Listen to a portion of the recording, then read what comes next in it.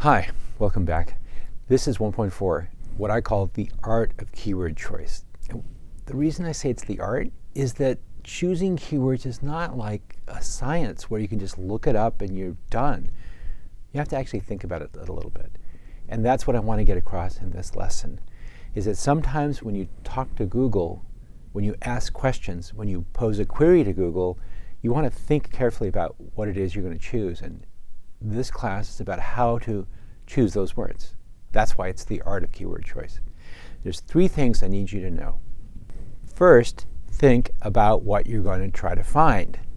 What I mean by that is to think a little bit more carefully than just typing in some random words, because a lot of students do that. I see lots and lots of students typing the first words that pop into their mind. No. What you want to do is think carefully, what are the most important words? What words can I do without? What are the salient terms, that is, the most important key concepts for whatever it is you're trying to search? One way to think about that is to think about choosing the words that you think will appear on the page. Think of it this way. You're trying to do a search to find a page or two or three that exists somewhere out on the web. What words would be on that page? That is, how would the author write that web document using what words to capture the idea of the thing you're trying to find? In essence, what you want to do is put yourself in the mindset of the author of the web page, the person who writes those words. What words would they use? For example, if you're trying to find something about, say, how to treat a broken arm, you probably wouldn't want to use the words busted arm. Those are descriptive words, yes, but they probably will be written by people who are writing informally. And if you've got a broken arm or a kid who has a broken arm, those are not the words you want. So think about the kind of words that a person who's writing you want to read would write. Here's a problem that I ran across a little while ago. Somebody told me, I heard that there was some old city in the waters of San Francisco Bay. What was it called? Now, the text here in red is what you might immediately think of when you do a query like that. Well, what was the old city in San Francisco Bay called? If you do that query to Google, this is what you see. Now, it's sort of interesting because there is an insertion right about here that's an answer that's extracted from some web pages. Turns out this is true, but it's not quite the right answer to the question. It doesn't capture the intent of what I was really after. Because what this person told me was it's not just some old city. It's not the previous name of San Francisco. It's actually kind of an abandoned village or an abandoned little town or something like that. So this isn't quite capturing the idea. Part of the issue here is when you ask a question, that gets processed a little differently. We'll come back to that idea, but remember, there are a lot of extraneous words here. So now, how can we cut those words down? That is, how can we get right to the core of the thing we're looking for? Another way to phrase that question would be to say, let's try the query Old City, San Francisco Bay. So we've taken out all the extra words and just kind of included the words we think will be on a web page that describes the perfect idea, the perfect result. Here you can see the results got a little bit better.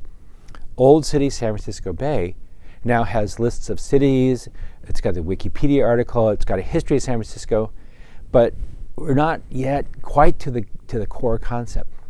So this is the moment when you want to stop and think, what else could I say about this? How else could I ask this question? Well, think about this. What's an old or abandoned city called? I know. Maybe it's called a ghost town. So let's try that. Let's use that as a query term.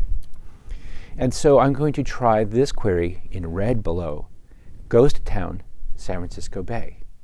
Here what I'm using is the special phrase ghost town. That's sort of what we think of as a low frequency phrase, or it's an uncommon phrase, which describes exactly the thing you're looking for, ghost town. See here, now look at this. This is a perfect result. Ghost Town, San Francisco Bay, the very first result is a Google Plus result for Drawbridge.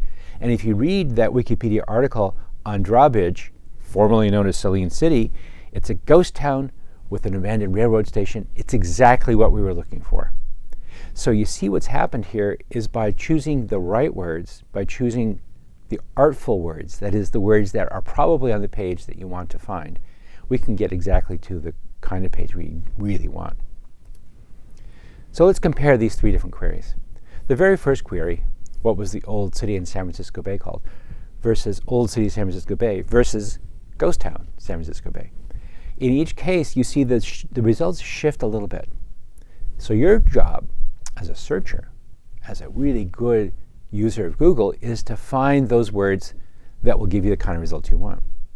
Now, there's one thing I want to point out here. Here we've removed words and we've gotten down to just the core terms, just the core concept. One thing that's worth noticing, though, is that very first query we did, what was the old city in San Francisco Bay called? Remember that? Remember this thing that came inserted here? Let's zoom in just a little bit here. And I want to point out that sometimes when you ask a question of Google, it tries to extract an answer from a page to answer your question. This is a capability that we're working on these days, and it's getting better and better as we go forward. This is called question answering, and you can't count on it all the time yet. Some questions don't quite work out yet, but some do really, really well.